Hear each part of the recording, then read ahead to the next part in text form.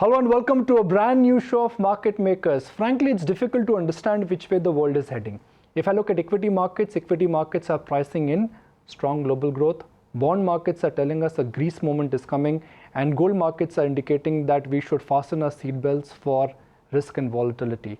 The three basic asset classes, they are not connecting. You cannot connect the basic financial markets in a linear manner. So when there is so much of confusion and chaos within asset classes, let's connect with an expert, someone who's never been on Market Makers before. So I take a lot of pleasure in inviting Prateek Gupta, Managing Director and Head of Equities with Deutsche Bank. Thank you for joining us, and it's a pleasure to have you on ET Now, and especially Market Makers.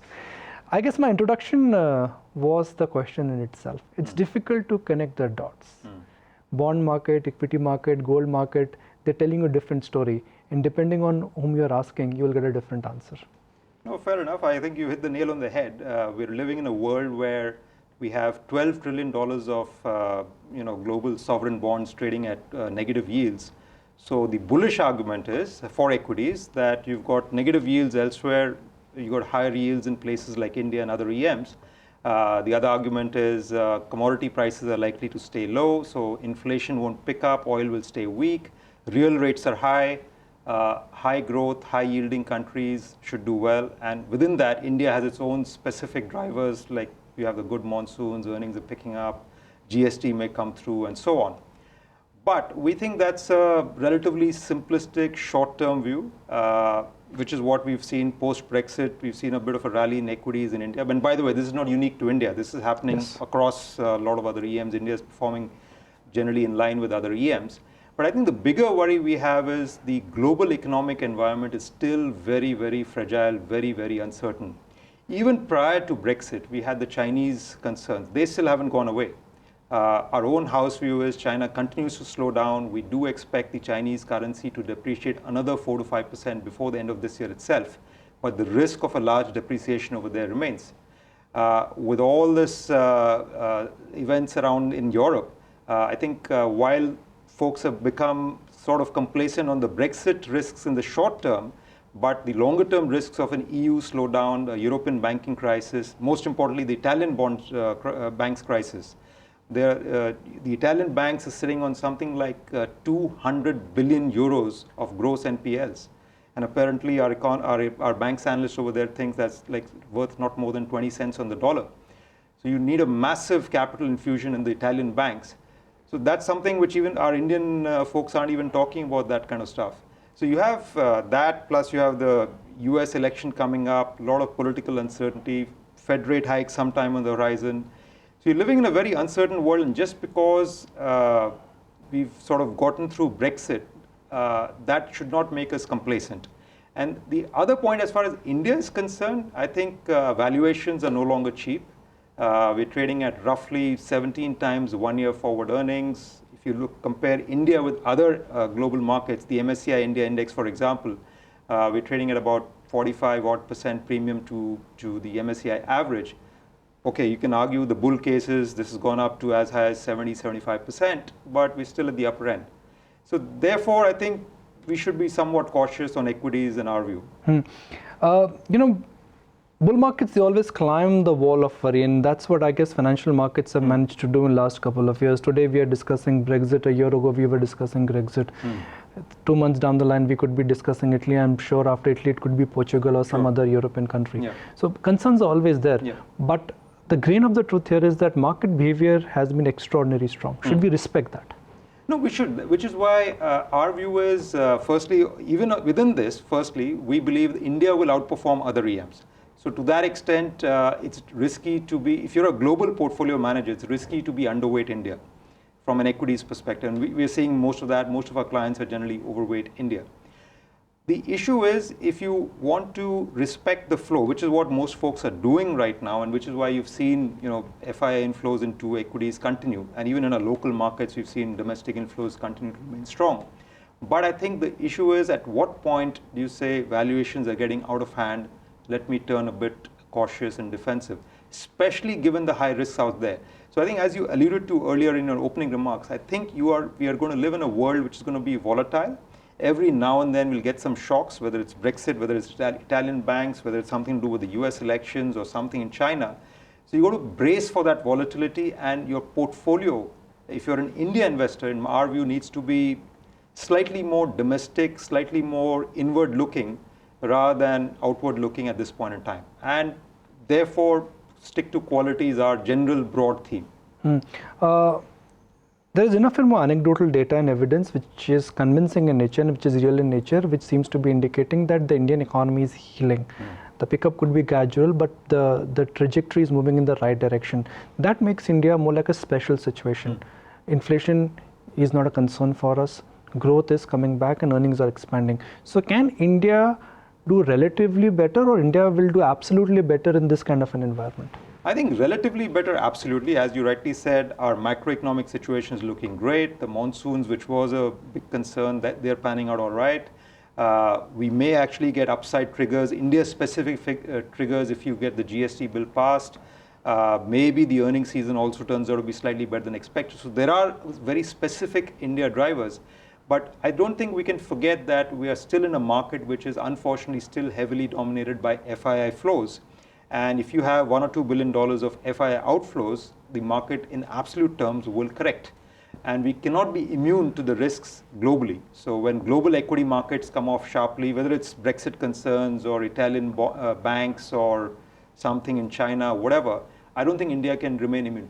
But on a longer term horizon, if you go beyond the next 3-6 months and say you take a 1 year, 2 year, 3 year view, then yes, even if we don't see a PE re-rating for the Indian market as a whole, the earnings growth in itself, we are projecting roughly about 17-18% earnings growth for FY 17 and 18, and that trend may actually pick up as we go forward.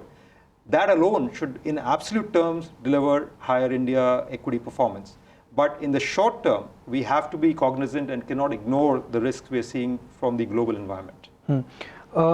Markets always follow a cycle.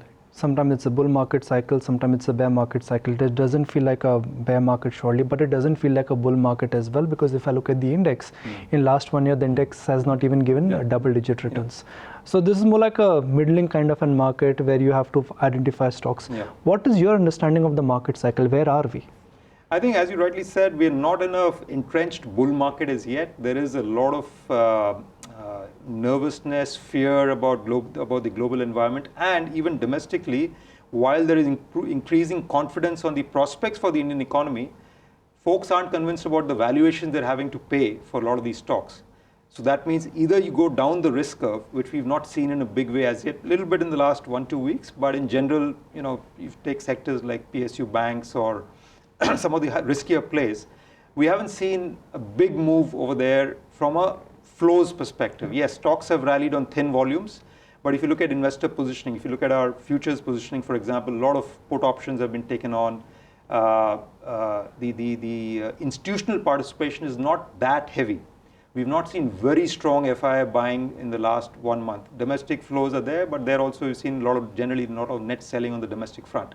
So I would say we're still in the middle stages for the bull market to be a lot more entrenched. I think you need to see more evidence of the global situation or these global fears abating to some extent. Maybe we get through the next 3-4 months, China kind of wobbles along. Then you slow down and focus on India-specific factors. Earnings in India pick up a bit more. We get these monsoons more well entrenched. You get the GST coming through. Then I think you get into a full-blown bull market. But we're not there as yet, in our view. IT is contracting, pharma has seen a price correction, and consumers are in a clear, defined time-wise correction. So do you think now it's time to really change the market style? HUL is a great company, Page Industries is a fantastic franchise, but in next 3 years, you think these last cycle heroes will not make money? I think let's look at it one by one. Firstly, on IT, we've actually turned slightly cautious after Brexit. Concerns more from the overall demand environment slowdown rather than the currency concerns, although there are cross-currency headwinds as well. Part of that view has already played out, but even then, going forward, we don't think the prospects, the earnings momentum is not going to be that strong, barring 1 or 2 stocks. So we are concerned on IT. Pharma, actually, we're becoming a little bit more constructive now. The sector's already underperformed quite a bit. There are stock-specific opportunities. We think the US FDA concerns are overdone. There are stocks where we think, on average, we expect the sector earnings growth over the next 2 years to be roughly 20%. So generally, pharma we're more constructive on, and obviously they will benefit from any currency depreciation as well. Consumer, a bit more challenging. Again, you have to look at stock-specific opportunities. But in general, yes, if you compare it with your other options, which is, say, metals or telecoms or industrials or even the financials, then yes, we see lesser risk in consumers. So despite the higher valuation, we kind of grudgingly stick with that. You know, the attempt of any sell-side brokerage is always to find some imperfections where earnings are high and where markets are not giving it the discount, or where perception is bad and earnings can pick up. So where is the mispricing in this market? I think one sector which stands out is probably our oil marketing companies. For the last couple of years, this sector has been ignored. Even when deregulation happened, folks didn't believe it was for real. There was concern that when oil prices go up, these government will go back to not allowing these companies to raise prices. But actually, as you've seen things come around in the last 1 year or so, you've seen working capital collapse. You've seen, even now, despite the stocks rallying very sharply, these stocks are still trading at roughly 5-6 times EV/EBITDA, single-digit Ps in most cases. ROEs are now running at north of 20% in most cases. So this is one area where there's still a pocket of value left. Similarly, you could say the gas utilities. India, our global view is LNG prices will come down. Okay. India should be one of the biggest beneficiaries of falling LNG prices. We should see higher volumes and/or higher margins for these gas distribution companies or the companies which are involved in the LNG infrastructure, terminals, and so on. So we think these are probably some of the few pockets of value left. Maybe the power utilities to some extent. You have a big capex cycle coming up with some of these power utilities, a lot of increase in the regulated equities of these companies. These are regulated return models.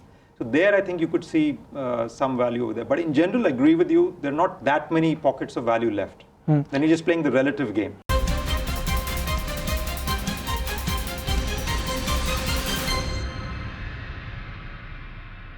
Where are you? What is your stand on NBFC versus private banks? NBFCs is the toast of the town. And you talk about any NBFC name, they are either at a 52-week high or nearing a 52-week high. Private banks, they've been great money spinners, but suddenly PSU banks are threatening to overtake them. Our view is firstly on the private versus PSU bank space. From a general business perspective, clearly we think the private banks will continue to gain market share over the next couple of years. Therefore, they deserve a valuation premium. A bit too early in our view to get into the PSU banks. You have the risk of a bank recap, which could be at below book value, dilutes equity holders. The NBFCs, I think we liked them earlier, but now we're getting a bit cautious. There are select opportunities here and there, but by and large, we would go back to now preferring the private banks just on the valuation differential. NBFCs have gone up here and private banks here. So now our preference would be back to towards the private banks in general. So a good switch in this kind of a market would be get out of NBFC and buy private banks. Yeah. Do you think PSU banks could surprise us? And when I say PSU banks, I'm generally referring to wholesale banks. Let me rephrase it this way. On a 3-year basis, do you think wholesale banks will make more money or retail banks will make more money? I think that's a tough one because I don't think we should generalize. It's really very bank specific. But I would say, obviously, the well-run managed institutions should do very well. But in general, the wholesale funded institutions should do relatively better going forward, given that in a much easier liquidity environment, you're seeing the worst of the NPL cycle behind us. Valuations for some of these wholesale funded institutions are relatively lower. But that is not to say that the retail guys will not continue to do well. The broader market, we think the private banks the retail-oriented banks will continue to outperform. But their outperformance may not be as stark as perhaps the wholesale. But that's from a longer-term perspective. In the near term, next 3 to 6 months, I would still urge caution and say stick to businesses which are less vulnerable to movements or changes in the liquidity environment, because that is what we're most concerned about in the next 3 to 6 months, given our concerns on what's going on globally. But banking is one sector where we will see we've seen disruption, we will see innovation, and new players will also start coming in. Banking license on tap, small banks, universal banks like IDFC banks are getting created. So ultimately, who will be the winner? I think firstly, the banking system in India is still very underpenetrated. So there's plenty of room for growth. And even otherwise, most of these private players, even the new ones, they will gain share, unfortunately, at the expense of our PSU banks. But for the large listed private banks or the NBFCs, these are still very, very big institutions compared to the new entrants. So yes, some of these new players will grow, they'll have their own individual drivers. But I think the opportunity set is big enough that a well-run, well-managed private institution, whether it's a private bank or an NBFC, will still have enough runway for growth.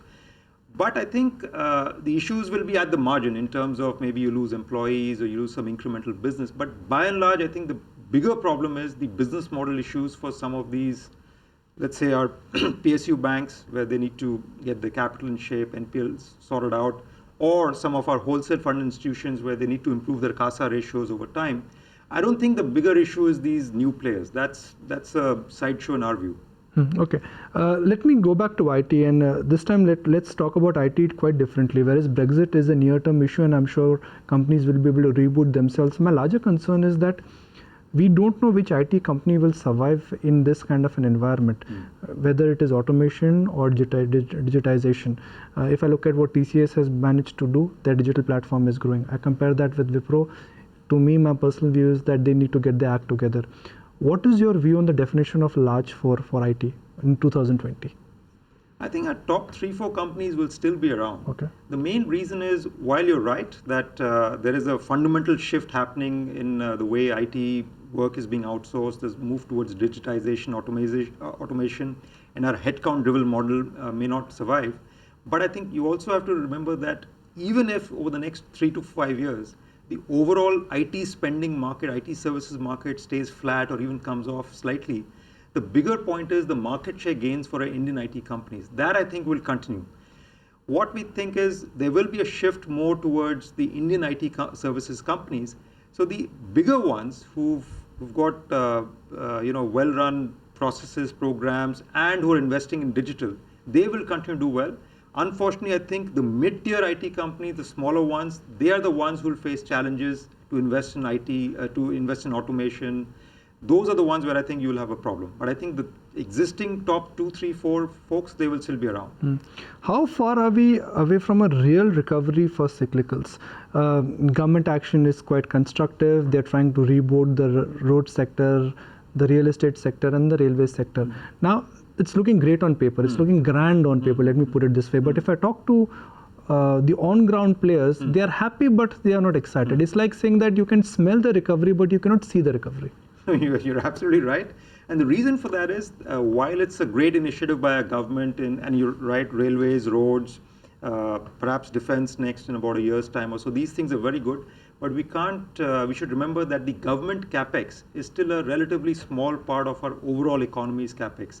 And the private sector capex, whether it's metals or steel or cement, that is just not happening. Power, we need that to pick up. And that will not pick up in a hurry because you've got low capacity utilization, demand is low, or you've got very over-leveraged promoter groups, and you've got banks who are not willing to lend to risky new projects. So given all that, I think first you need the utilization rates of the private sector to increase, and only then you get nearer to you start smelling it a bit more closely perhaps. But that's still, in our view, about a year away or so. But meanwhile, the government capex is picking up. Yes, it's having its own impact, and the multiplier impact of government capex sometimes is greater because of the infrastructure improvement, productivity improvement, etc. But you really do need private sector capex to pick up, and that is still some time away, and which is why, as you said, you can kind of smell it, but you can't see it. When will you buy the dirty picture? When I say dirty picture, leverage companies, real estate names, because they also will play an important part in the economic recovery. And markets, they would start pricing in the economic recovery at least 2 quarters ahead. I think, going back to our view that given our global concerns and therefore a risk-averse approach, not right now. And even otherwise, I would say you need for that recovery, the economic recovery, industrial economic recovery, to be far more well-entrenched and visible before you go down the risk curve, in my view. And also, the equity valuations are still not cheap enough for these stocks, given the risks involved. So we think still very, very early. You got to wait a lot more for more signs of the private sector capex coming through, more signs of the equity market willing to fund these kind of investments, which we are not there right now in our view. The India romance is about the demographics. And there are multiple levers there: OROP, pay commission impact, the natural inflation, and per capita migration. Which are some of the key under-penetrated categories where you think growth could be strong? And when I say that under-penetrated categories, magic has happened to a stock like iShares. Magic has happened to a stock like HDFC Bank, because private banking or mobile banking was under-penetrated categories 4-5 years ago. So what is your house view on some mega trends?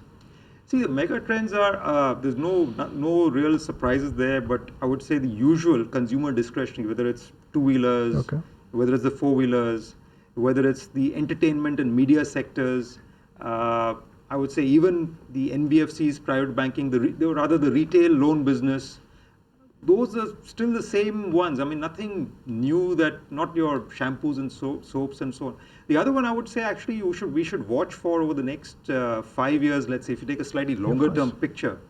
GST, whether it happens now or whether it happens 2 years later, it is going to happen at some point. You should watch the beneficiaries of GST, which in our view will be, industries where you have a complex supply chain nationwide across various states. Second, you have a lot of unorganized competition. So GST will enable the shift from unorganized to organized. And third, where you have pricing power, where you have brands, where because of GST, whatever tax saving you get, you are able to retain that. So you got to look at sectors over there. So again, over there, for example, some of these cinemaplexes, these could do very well in that segment.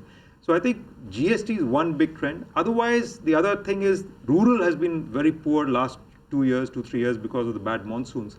A rural rebound is inevitable at some point, 3 to 6 months later. Watch for that. Urban is, running along fine. The seventh pay commission, OROP, etc. should help, but not less so. I mean, not as much as perhaps the rebound in rural. Couple of a couple of last closing comments from you. Where are you on this debate of large cap versus mid cap? That I think is the most popular debate. Historically, mid caps trade at a lower valuation because these companies are not efficient. The cost of borrowing is higher. But currently, rather than dog is wagging the tail, it's the tail which is wagging the dog. Yes. You're absolutely right. And unfortunately, the mid cap valuations, the way they've gone up, it's difficult to be very bullish on mid caps in the current environment. Also, given our concerns on liquidity-driven sell-off, mid caps tend to get hit hard. Liquidity is not so strong. So, generally, we would prefer large caps at this. In general, we would prefer large caps at this point in time. Mid caps, the quality mid caps are already very, very expensive. In fact, some of them are trading at well above their large cap valuations. So therefore, even from there, you're better off with large caps. If you take a very long-term view, 3 to 5 years view, yes, the mid-cap earnings growth can be a lot more, but then the valuations you're paying for these right now doesn't justify it. So our preference right now is for large caps rather than mid-caps. Okay, final question and a very basic question. The way to look at equity returns is that you always look at cost of borrowing.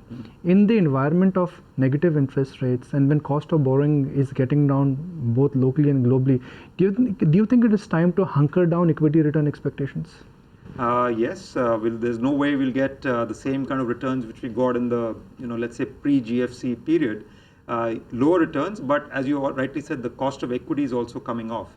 But I think also that explains why you're beginning to see higher and higher valuations for, say, the FMCG stocks or some of these private banks. In a world where you're living in negative interest rate territory, even a 2% dividend yield looks pretty attractive. So I think one of the big trends we should watch out for is perhaps you could see MNCs coming and doing buybacks more aggressively. The other trend is because the risk premium comes down, then the holding company discounts, that could narrow, so that could be another theme we should look at. But in general, I would agree that as fixed income returns come down, as bond yields come down, you cannot expect that equity returns will stay elevated and give you outsized returns. That I think, because in the long term, the equity returns will be linked to your earnings growth. Exactly, so if that is, with inflation coming down, I think that's going to be difficult to expect. So let's say if index has given you a compounding of about 15-16%, that's the annualized growth at which Sensex has grown from 1990. Next 5 years, will it be a struggle to imagine that we will get late teen returns? Do you think returns at max would be in early teens? No, I think you could have periods when, certain years when you could have slightly higher returns. But I think one area we are slightly positive from a longer term perspective is we think there is a chance the economy could be growing much more strongly 1-2 years later, especially as your private sector capex picks up, because we've been through a slow growing economy as far as the industrial economy is concerned over the last 4-5 years. 1 or 2 years later, we could get into a more accelerated earnings growth period. So right now, yes, this year and next year, we think earnings growth will be roughly 17, 18, 19%. But after that, perhaps our earnings growth for Indian companies, for the index in general, could accelerate to maybe 20, 25%. So then you could see slightly higher equity returns. So fasten your seat belts. Its returns would be strong, but volatility is here to stay. Yes. And the challenge is really to navigate this volatility in this kind of an environment. That's right. Yeah. Okay. Really appreciate your time. So glad you could join us. Thank you Thank you for your time. Thanks. That's it on this edition of Market Makers. I'm Nikunj Dalmia signing off. Thank you for watching the show.